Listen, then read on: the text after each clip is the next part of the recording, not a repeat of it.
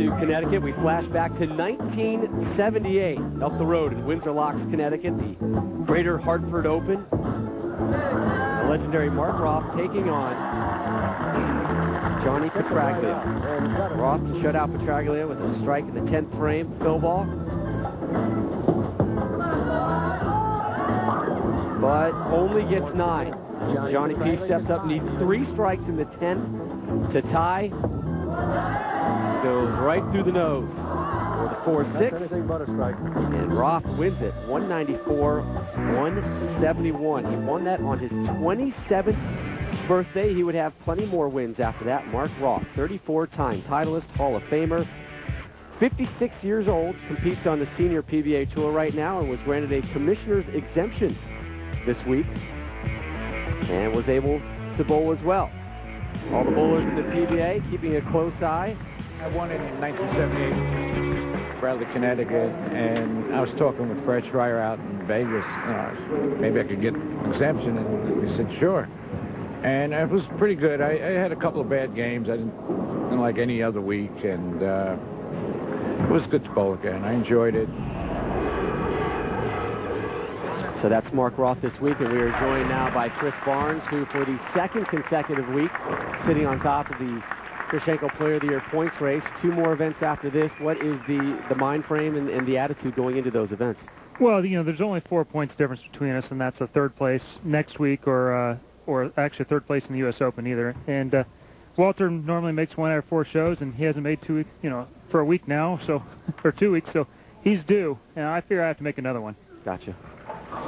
You know, the only question I have for you is this roommate issue with you and Mika. You know, Mika's riding a 4-game losing streak on television.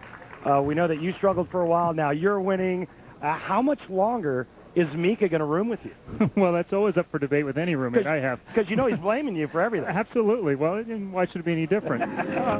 You know, since Mika and I have roomed together, though, we've been about 30 tournaments, I guess, and we've had about 22, 24 shows. So we're doing okay as roommates from that end of it.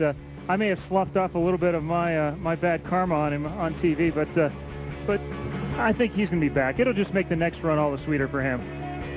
First year with this new Player of the Year points system. What are your thoughts on it? You know, I really like it because it defines what you have to do. I mean, you know exactly from the very beginning you have to make shows, and that's what you have to do to win it. It's not about points and average and maybe enough shows and popularity and all that. You know, who both makes the most shows and wins is going to do it. All right, Walter Ray Williams Jr. just behind you, lurking in 2nd place. Walter Ray out here this week, and this is what Walter's been doing this year. And what a great start to the season he had, Randy.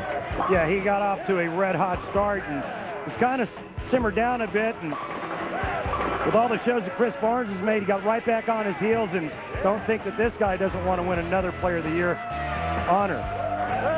And we caught up with Walter Ray earlier this week to talk about Player of the Year race and also about hitting the road with our Go RVing feature and our Player of the Year points race looking like this.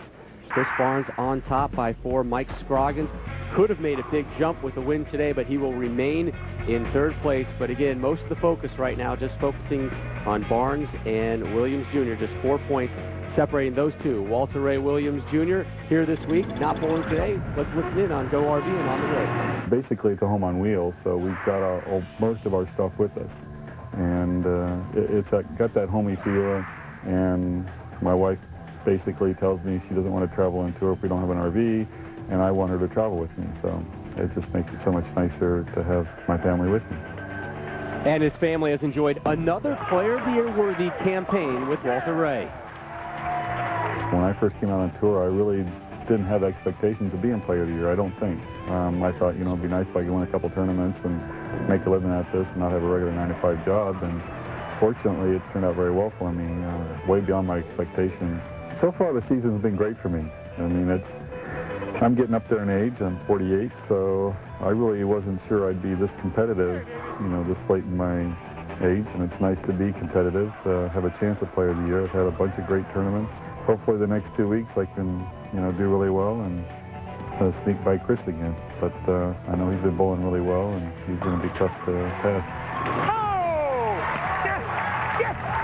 I still have the desire to compete out here, and even though I get frustrated a lot, at times, but I still enjoy the competition, and I really don't see me doing anything else for a while, and as long as that's the case, I think I should be able to be competitive out here. It's really very pleasing to me to be able to be competitive at this stage of my career and lifetime. Yeah, baby, yeah! Walter Ray fell to Mike Edwards in the round of 8, losing 4-0. Edwards and Jurek up next. Combined, these two have gone over 26 and a half years without a tournament title. Their semifinal tilt rolls when we check back in to Norwich.